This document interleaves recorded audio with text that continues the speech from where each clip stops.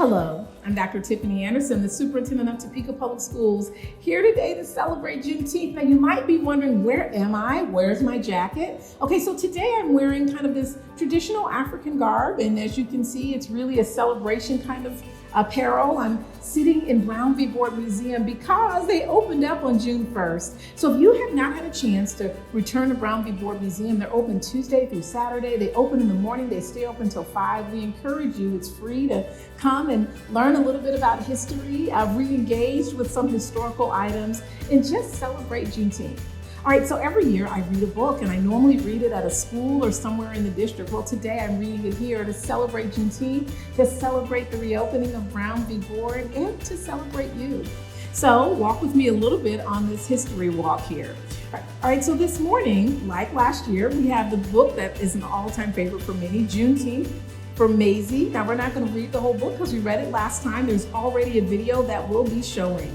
And so with this particular book, I'll read the first page or two. We are raffling it off. We're going to ask one question on social media, so follow us, and whoever gets the right answer first can pick this book or any of the others that they like. All right, so with this book, Juneteenth, and it's Juneteenth for Maisie. Well, Maisie wants to play outside, but it's too late. It's too dark for Maisie. It's time to stay inside. Maisie wants a cookie, but it's time for bed. Not now, little one. It's too close to bedtime. Maisie wants to stay up late, but she's just too little. Bedtime is the rule, sweet girl. Well, throughout this book, it talks about all the rules that people followed.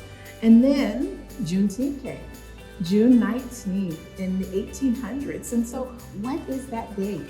Well, this book ends with talking about Juneteenth. So as you get through Juneteenth, I'm going to go to the next book, which is an all-time bestseller. I haven't read this to you before. It's called A Different Now. Here's what I love about this book. The author has written several Coretta Scott Award-winning books, but with this piece, in the very back, it has online resources, it has definitions, and one of those definitions is about June 19th, 1865. So the entire story has beautiful pictures and it's a full story. Well, let's talk about what June 19th is. Well, as I'm reading from this book, Major General Gordon Granger arrived in Galveston, Texas on June 19, 1865. That's the date in which it marked when the news that the Civil War had ended actually reached Texas. You see, the Civil War had ended well before then, but they didn't know it until June 19th. And any one of the books that I have today that are books that teach you about history are available for you to ask for. So we're going to give a list of books.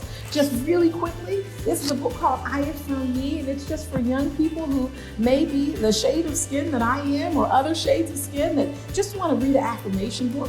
This one is by Ralph Ellison, Juneteenth. You can ask to have that if you are the winner of the raffle. This one is about Tulsa, Oklahoma, 1921, also called Black Wall Street.